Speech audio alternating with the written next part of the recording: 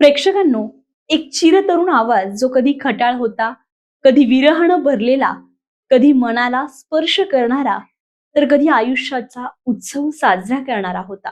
आणि आज तो आवाज कायमचा शांत झालाय. भारतीय संगीत विश्वातील एक अजरामर पर्व, एक सुवर्ण अध्याय आज इतिहासामध्ये सामावलेला आहे. ज्येष्ठ गायिका आशा भोसले यांनी वयाच्या 92व्या वर्षी मुंबईतील ब्रीच कँडी रुग्णालयात अखेरचा श्वास घेतला आणि संपूर्ण देशानं आपला एक अनमोल ठेवा गमावलाय. त्यांच्या निधनाची बातमी समोर आली आणि एका क्षणामध्ये संगीत विश्वास शोककळा पसरली. गेल्या काही दिवसांपासून त्यांची प्रकृती ही खालावत होती. शनिवारी संध्याकाळी त्यांची तब्येत अचानक बिघडली आणि त्यांना तातडीने रुग्णालयामध्ये दाखल करण्यात आलं. डॉक्टरांच्या टीमने शर्थीचे प्रयत्न केले, पण अखेर मल्टी ऑर्गन फेल्युअरमुळे त्यांचं निधन झालं. शेवटच्या क्षणापर्यंत संगीतासाठी जगलेल्या या स्वर सम्राज्ञीनं शांतपणे या जगाचा निरोप घेतला. नमस्कार, मी अश्विनी पुरी आणि तुम्ही पाहताय द अश्विनी स्पीक. प्रेक्षकांनो, आशा भोसले म्हणजे केवळ एक नाव नाही, तर ती एक संपूर्ण युग आहे. तब्बल 8 दशकांहून अधिक काळ त्यांनी भारतीय संगीतावर अधिराज्य गाजवलं. 20 पेक्षा अधिक भाषांमध्ये 12,000हून अधिक गाणी गाणं ही केवळ आकड्यांची गोष्ट नाहीये, तर त्यामागे एक अथक प्रवास आहे, संघर्ष आहे, जिद्द आहे आणि सातत्य. म्हणूनच त्यांना हिंदी सिनेसृष्टीतील सर्वात वर्सटाईल गायिका म्हणून ओळखलं जातं. पण हा प्रवास इतका सोपा नव्हता. 8 सप्टेंबर 1933 रोजी सांगली येथे जन्मलेल्या आशाताईंचं बालपण अत्यंत साध्या आणि गरिबीत गेलं. वडील दीनानाथ मंगेशकर हे रंगमंच कलाकार होते, पण आर्थिक परिस्थिती हलाखीची होती. घरात शिक्षणाचं महत्व होतं, पण परिस्थितीमुळे अनेक वेळा त्यांना तडजोड करावी लागली.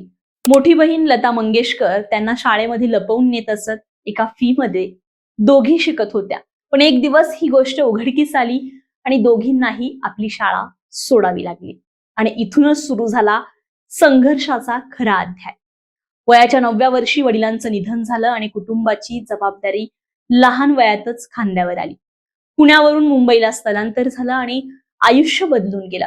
वयाच्या 10व्या वर्षी त्यांनी गाणं सुरू केलं.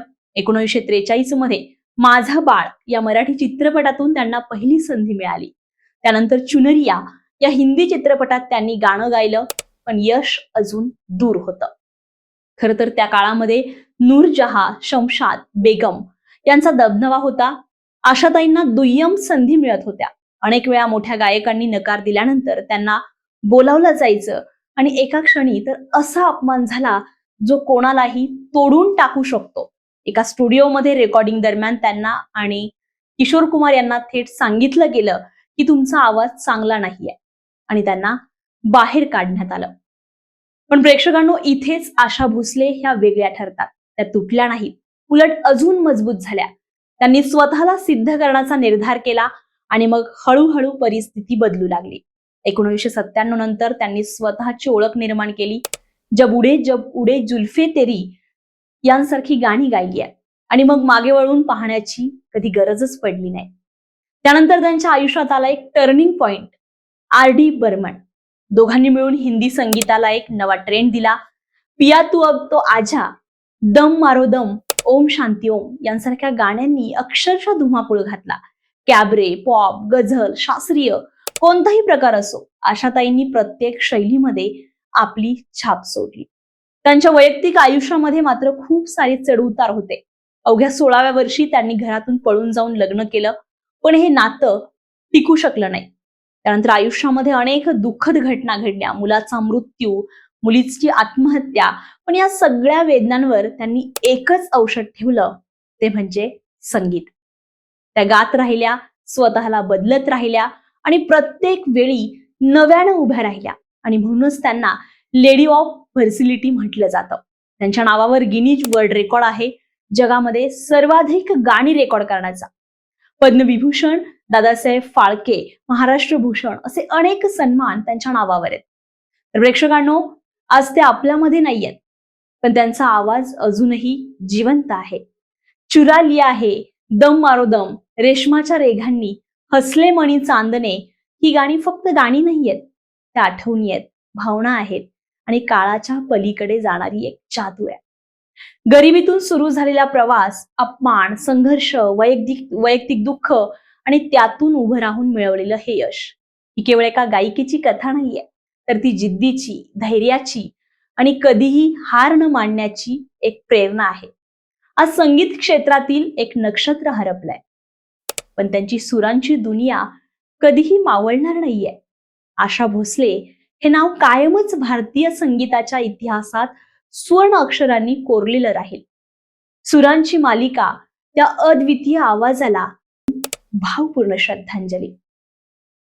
खरं तर प्रेक्षकांनो, एक आवाज थांबला असेल, पण त्या सुरांची प्रतिध्वनी अजूनही आपल्या मनामध्ये घुमत राहील. आशाताईंनी दिलेली गाणी, त्या आठवणी आणि त्या प्रत्येक सुरामागची भावना, हे सगळं काही आपल्यासोबत कायम जिवंत राहणार आहे. आजच्या या भावपूर्ण क्षणी शब्द अपुरे पडताय, पण कृतज्ञता मात्र मनात खोलवर आहे. अशा या सुरांच्या मालिकेला आपण फक्त एक वचन देऊ शकतो, त्यांची गाणी आपण जपू, ऐकत राहू आणि पुढच्या पिढ्यांपर्यंत पोहोचवत राहू. तोपर्यंत तुमच्याही मनात त्यांच्या कोणत्या गाण्यानं खास जागा घेतलीये ते कमेंट बॉक्समध्ये नक्की लिहा आणि त्यांच्या आठवणींना एकत्र जपूया. आणि अशा संवेदनशील मनाला स्पर्श करणाऱ्या कथा पाहण्यासाठी चॅनलला सबस्क्राईब करायला विसरू नका. सुरांच्या त्या अनंत प्रवासाला मनापासून सलाम.